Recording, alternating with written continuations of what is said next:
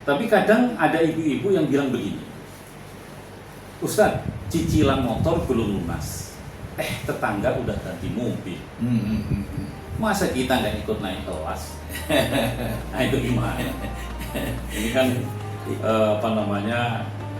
waduh, mata ini udah melihat tetangga ini jadi panas ini. Terpengaruh ya.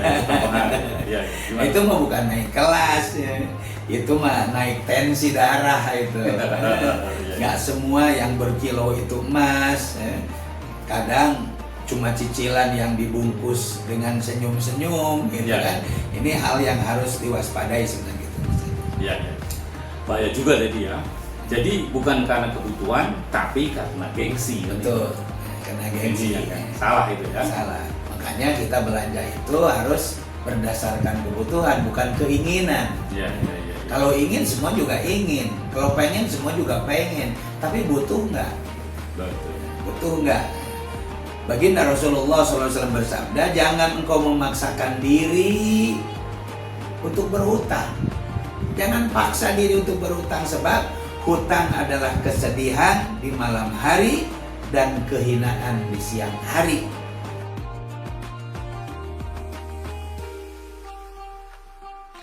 Assalamualaikum warahmatullahi wabarakatuh. Sahabat Pancar Hati, kadang ya dompet masih kering, tapi cicilan udah nyengir di depan pintu.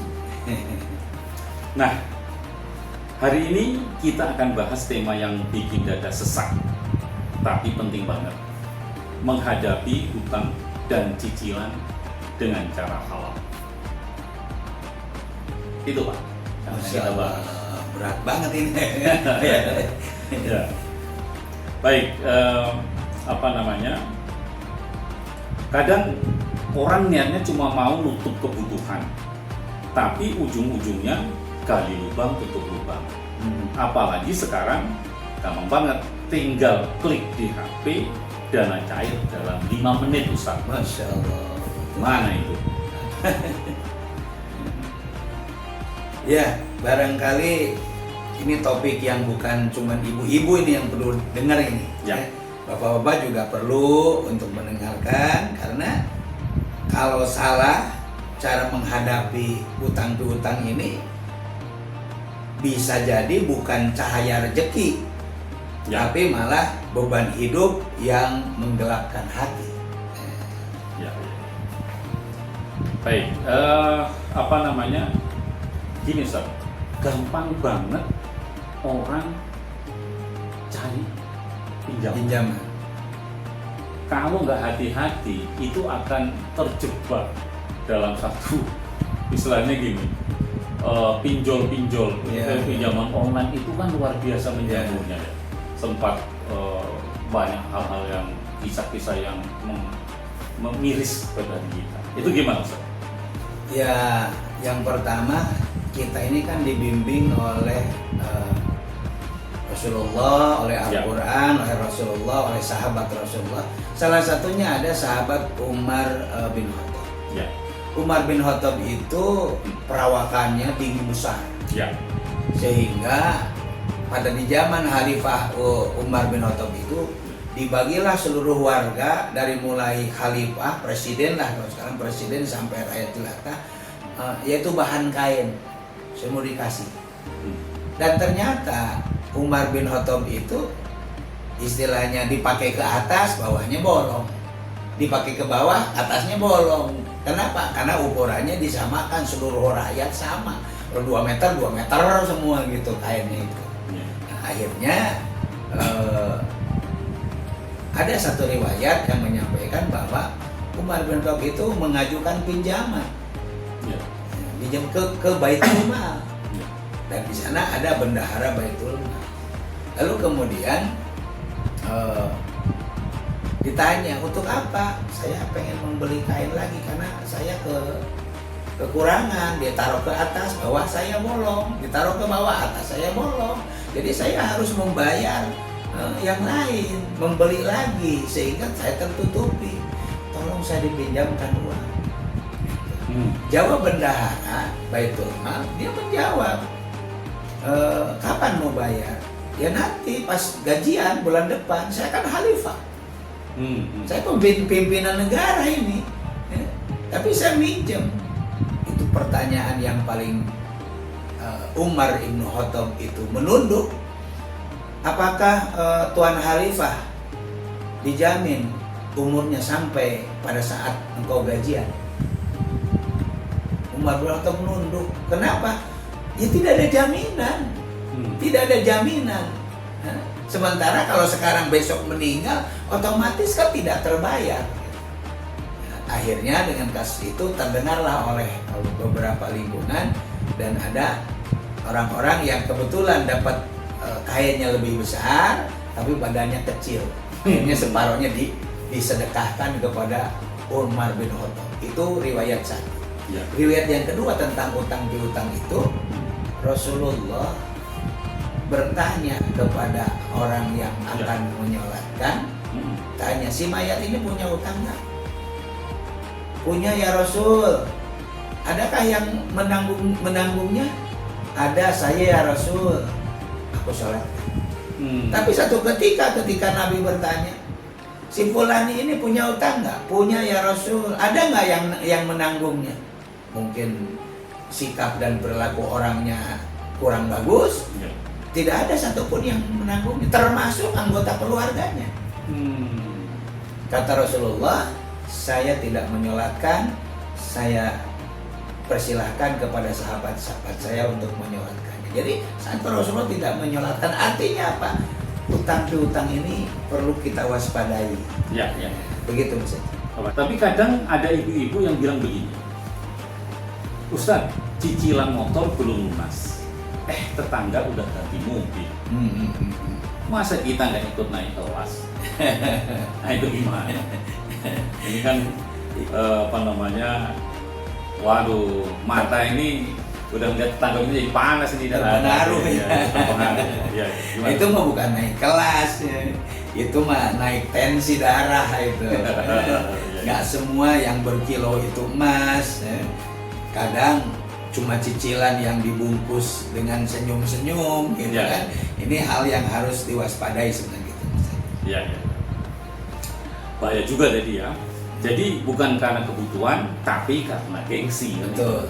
Karena gengsi kan. Salah itu ya. Salah. Makanya kita belanja itu harus berdasarkan kebutuhan, bukan keinginan. Iya. Kalau ingin semua juga ingin. Kalau pengen semua juga pengen. Tapi butuh nggak? Betul. Butuh nggak? Baginda Rasulullah SAW bersabda, jangan engkau memaksakan diri untuk berhutang. Jangan paksa diri untuk berhutang, sebab hutang adalah kesedihan di malam hari dan kehinaan di siang hari. Hadis riwayat Al-Baihaqi. Jadi kalau malam harinya, Masya Allah sedih. Tapi bagi yang menghutangkan dengan halal, punya pahala. Tapi kalau yang berhutang sedih, kapan bisa bayarnya? Iya. Bayangkan tidur gelisah karena tagihan, siang canggung ditagih, bahkan ngumpet-ngumpet baru saja dia mau lewat, kirain mau nagih, padahal cuma lewat doang kita udah ketakutan. Iya. Maka agama Islam yang mulia mengajarkan kepada kita, kalau memang harus berhutang, niatnya harus benar. Harus ada niat benar. Untuk apa harus jelas. Caranya harus halal. Selagi itu urusan riba, itu nggak bisa dibersihkan dengan apapun.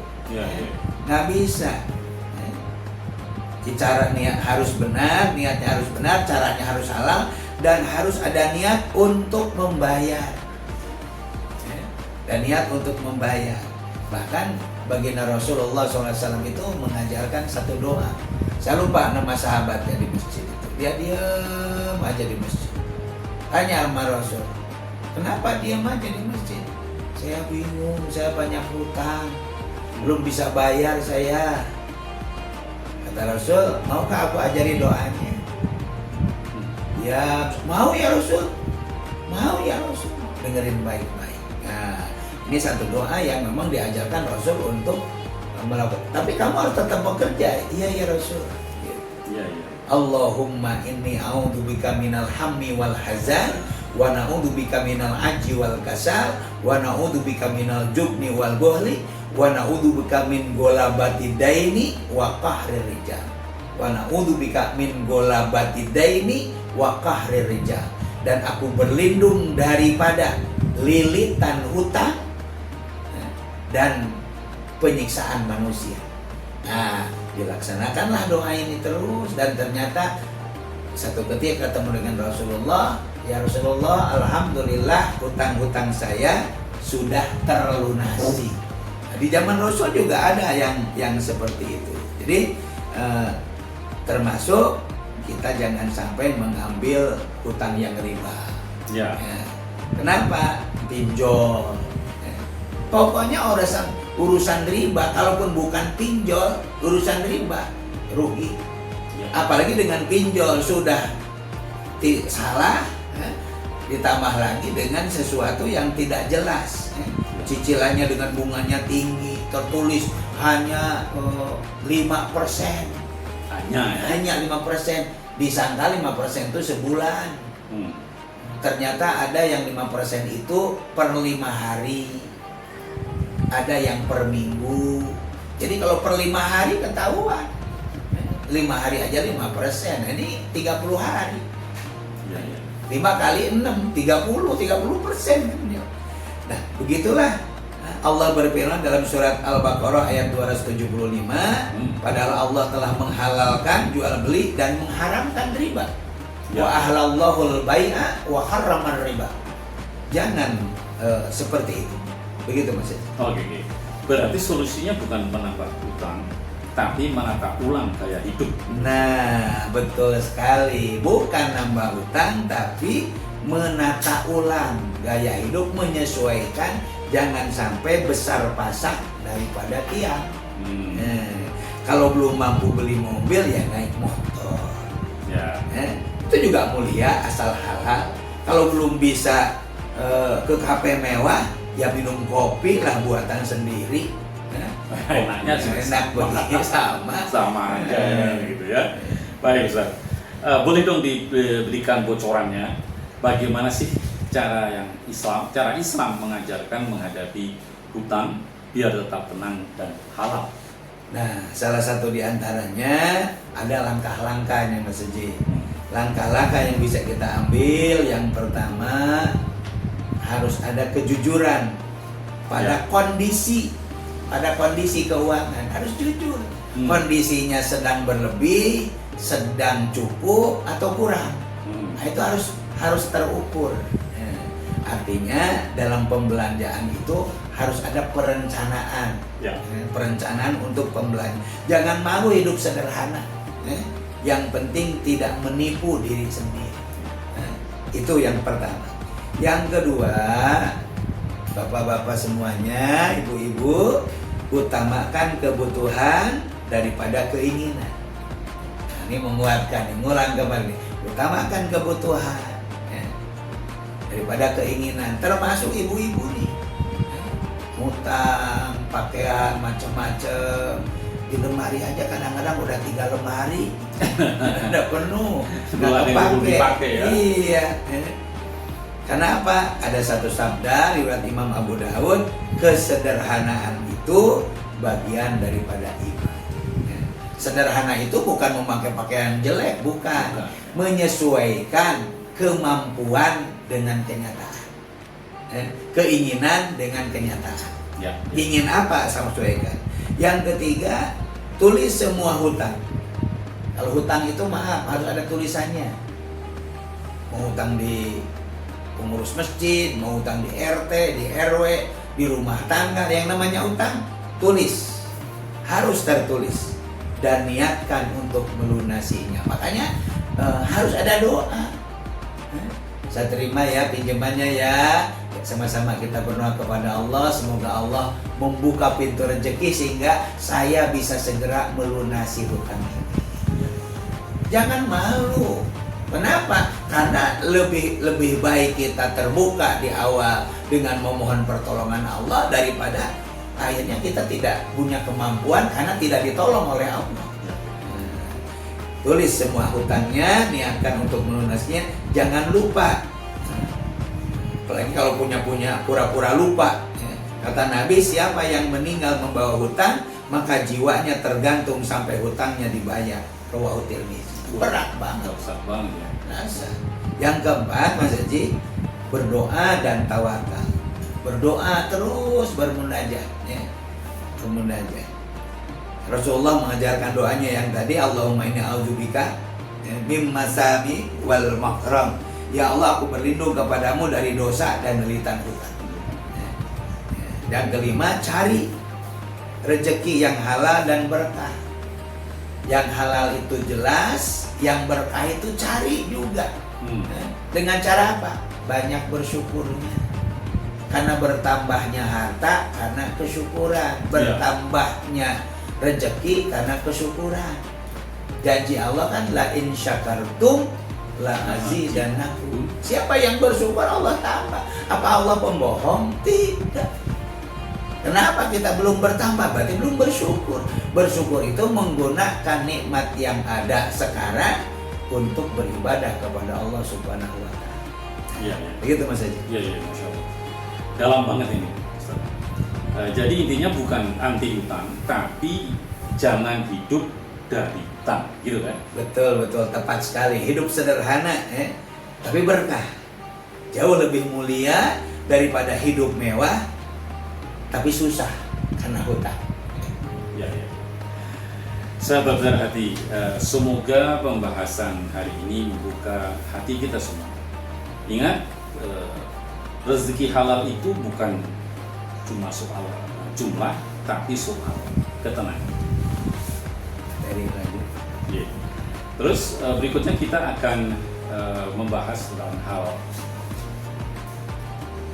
menyikapi kenaikan harga dan tekanan ekonomi. Saya kira sahabat Pancar Hati hari ini semua tetap diberi kekuatan dan ketenangan, walaupun dompet kadang-kadang ikutan menyempit gitu saja. Gitu kan? Iya. Banyak ibu-ibu sekarang juga kalau buka kulkas isinya bukan sayur, tapi hanya angin harapan. Iya. Tema kita hari ini sangat dekat dengan kehidupan banyak keluarga, terutama ibu-ibu di rumah. Menyikapi kenaikan harga dan tekanan ekonomi itu, bagaimana Islam memandang situasi seperti ini dan apa solusi yang bisa kita ambil biar tetap tenang, tetap beriman dan tidak stres menghadapi. Iya. Betul sekali Mas Haji. Dalam Islam ujian ekonomi itu bagian dari kehidupan. Ya. Allah sudah mengingatkan di dalam Suratul Baqarah ayat 155, sungguh akan kami berikan cobaan kepadamu dengan sedikit ketakutan, ada rasa takut nggak punya, takut miskin, takut nggak dapet.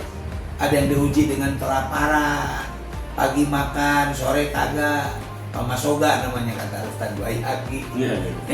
Kelaparan, kekurangan harta, orang-orang punya kita nggak punya, kekurangan jiwa. Di keluarga kita ada yang meninggal, kekurangan buah-buahan, orang-orang banyak buahnya macam-macam, kita cuma buah tomat sama buah cabai doang, kan? Maka sampaikanlah kabar gembira kepada orang-orang yang sabar. Sabar. Kenapa? Orang punya, kita tidak, tapi dalam sabar kita dapat pahala. Artinya kesulitan ekonomi bukan tanda Allah tidak sayang. Bukan Allah tidak sayang, tapi cara Allah untuk mendidik kita agar naik level dalam keimanan dan kesabaran gitu. Masya Allah. Jadi sebenarnya kalau harga naik bukan cuma dompet yang diuji, tapi juga hati dan betul Mas Haji, betul. Jadi ujian hati dan iman. Bagaimana hati ini teguh nggak? Bagaimana iman ini runtuh nggak? Begitu. Justru di situ letak hikmahnya. Orang yang sabar, orang yang tetap berusaha dengan cara yang halal, Allah akan ganti dengan rezeki yang lebih banyak berkahnya. Ya. Ustaz, saya pernah dengar ibu-ibu bilang begini, harga cabai naik, suami yang kena semprot duluan. Gimana ini? Iya Mas Haji. Padahal suaminya juga kaget waktu lihat tagihan listrik juga gitu kan. Tapi begitulah kalau ekonomi sedang sulit, sedang sempit, kadang ada yang kena, bukan masalahnya, tapi orang dekatnya yang kena semprot. Jadi bagaimana supaya keluarga tetap adem, nggak saling menyalahkan saat kondisi ekonomi sedang berat? Ada dua kuncinya Mas Haji. Ya. Yang pertama, komunikasi dan doa bersama. Ya. Bukan malah saling menyalahkan, saling marah, tapi harus saling menguatkan. Rasulullah pernah bersabda dalam sabda yang mulia, barang siapa yang bertakwa kepada Allah, maka Allah akan menjadikan baginya jalan keluar dan memberinya rezeki dari arah yang tidak disangka-sangka. Ini sejalan dengan firman Allah Subhanahu wa taala. Ya. Wa may yattaqillah yaj'al lahu makhraja wa yarzuqhu min haitsu la yahtasib. Siapa orang yang bertakwa kepada Allah, maka Allah akan berikan jalan keluar dari kesulitan. Jadi kalau belum nemu jalan keluarnya, berarti belum takwanya. Ya.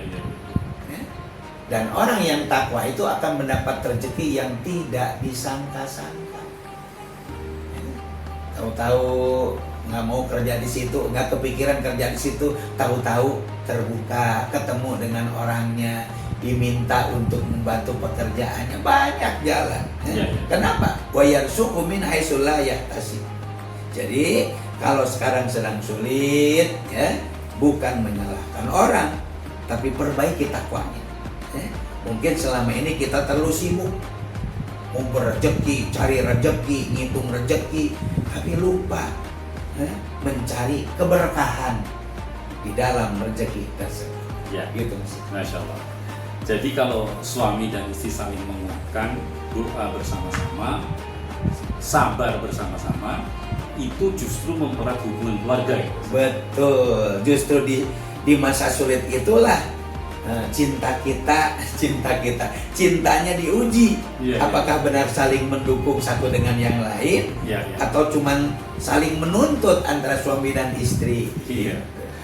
Nah, sekarang kalau kita bicara solusi nyata, apa yang bisa dilakukan oleh keluarga muslim, khususnya ibu-ibu, untuk tetap kuat menghadapi tekanan ekonomi? Pertama, ibu-ibu semuanya hidup sederhana tapi bermartabat. Ya. Punya levelitasnya. Rasulullah bersabda, sederhana dalam hidup adalah bagian dari iman. Abu Daud. Lalu artinya bukan berarti harus miskin, tapi tidak berlebih-lebihan. Kata Rasulullah dalam sabda yang lain, khairul umur awsyatuha. Sebaik-baik urusan itu yang sedang-sedang aja, yang pertengahan saja. Yang kedua, yang harus dilakukan oleh ibu-ibu, ya, perbanyak sedekah walau sedikit. Perbanyak sedekah walau sedikit. Karena sedekah itu justru membuka pintu rezeki. Ya. In tanzilur rizqa bisadaqah, turunkan rezeki yang masih di atas itu dengan mengeluarkan sedekah. Iya. Filosofinya mancing. Orang mancing itu kan ngeluarin rezekinya. Dia pakai cacing, dia pakai pelet, pakai umpan. Bahkan ada yang hebat, sarden juga, telur juga, keju juga. Ya. Kenapa? Buat menarik perhatian para ikan. Gitu. Jadi artinya apa? Ya kita keluarkanlah rezekinya. Dan apa-apa yang kamu infakkan, yang kamu keluarkan, Allah akan menggantinya. Dan dialah pemberi rezeki yang sebaik-baiknya. Luar biasa. Jadi justru di saat sempit kita tetap berbagi, Ustaz. Betul. Walau cuma sepiring nasi, walau cuma senyum yang tulus, karena rezeki yang berkah itu bukan soal jumlah, tapi soal ketenangan di dalam hati. Masya Allah. Ini pelajaran besar. Banyak keluarga yang akhirnya bisa tenang bukan karena uangnya banyak, tapi karena hatinya lapang dan yakin bahwa Allah cukupkan. Betul Mas Didi, betul. Kalau kita yakin rezeki sudah ditentukan, maka tugas kita bukan panik, tapi kita lakukan ikhtiar dan kita lakukan kesyukuran. Sahabat duet pencerah hati, semoga obrolan kita hari ini memberi kekuatan dan ketenangan di tengah situasi yang mungkin terasa berat. Ingat, kenaikan harga boleh bikin kantong menipis, tapi jangan sampai iman ikut menipis. Nah, betul. Karena harga iman dan sabar itu nggak pernah turun, naik terus. Masya Allah, luar biasa. Baik sahabat semua, sebelum kita akhiri, kami ingin dengar juga dari Anda tema apa yang ingin dibahas pada episode berikutnya. Silakan tulis di kolom komentar, siapa tahu tema Anda yang kami angkat di episode berikutnya. Baik, semoga Allah beri kita rezeki yang melimpah, rezeki yang thayyibah, rezeki yang penuh dengan berkah, sabar dalam ujian, lapang hati dalam menjalani kehidupan. Amin ya rabbal alamin. Saya Suprapto Mesin dan Ustaz Dr. Saji bin Khairuddin pamit dari program webinar ini, sampai bertemu pada episode berikutnya. Wassalamualaikum warahmatullahi wabarakatuh. Jangan lupa subscribe, like, komen, dan share.